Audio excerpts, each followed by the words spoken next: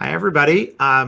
We are back. And this week, what we're going to do, we're going to try something a little different, which is we are going to talk about different issues around remote work for a few days. We'll drop a link on Twitter together with a couple of other VCs. I'm doing a conversation about what's changing in remote work to try to think out loud together with David Yulovich from Andreessen Horowitz and Karen Nortman from Upfront. And so today what we're going to start with is also another little change, which is Min is going to answer the question. So the question that we got somebody in our team asking is, if my company is going to be remote for a while, and in our case as a team, we know we're not going to come back any earlier than January at the earliest, should I consider moving? What do you think, Min? Yeah, I'm excited. This is a change of pace.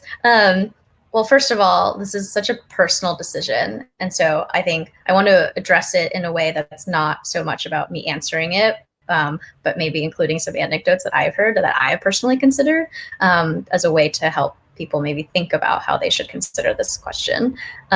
Because there's a lot. There's like personal and professional factors, trade-offs that you want to consider. I think, Roy, you were saying how an age-old thing that people thought was really important is that where you live and work was one of the most important factors to your, personal growth. We tend not to think of what city we live in, or only some people have thought about what city they live in as a professional decision. And I think it was probably the single most important career choice that you'd make. People would often call me for advice and say, like, should I go to this job or that job? And I say, well, where you live is probably more important. And I just don't know if that's the case anymore. Right. Especially if your company is now like default remote for the rest of forever, for the foreseeable future. Right. And so at least for me, I've the last month in particular, now that we've decided that this is sort of our new normal, had to reevaluate what are my priorities. And I kind of started from there, whether it is is it your where you live, where your communities are, how close you are to your family, or how close you want to be. How much flexibility you have with your work, whether because you might have to consider different time zones. So making that list was really helpful, and then kind of ranking them. What came up as number one on your list? So I really don't like driving. And so actually one of my personal constraints was I need to be in a metro area that has decent walkability, bikeability, that kind of stuff. No. Yeah. So that personally was a big factor that constrained where I could consider. Right. And then the last thing I'll say is one of the thing that I kind of thought about for myself is where do I want to be a year from now versus 5 years from now versus 10? Because if we assume in this new remote first world, we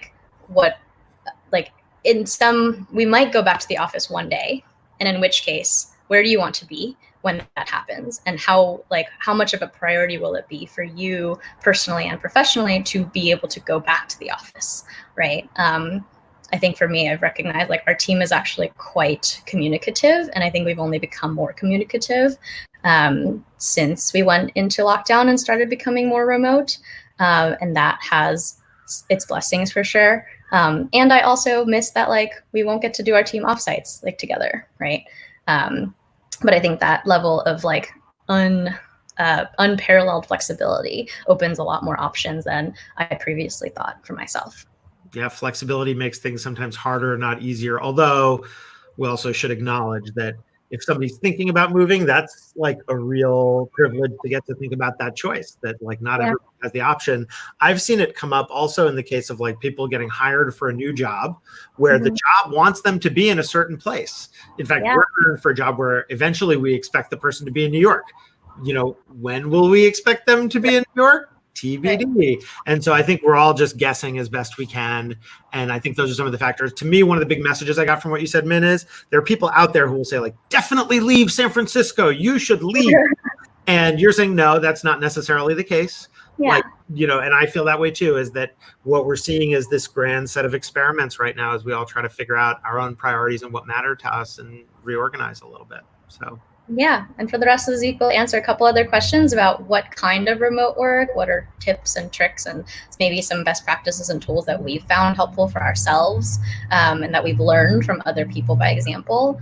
So we'll talk more about that the rest of this week in advance of the event that Roy was talking about. And so continue to check us out on Twitter and Periscope. Thanks, Min. Thanks for taking a go at a question. That was awesome. All right, I'll talk to you soon.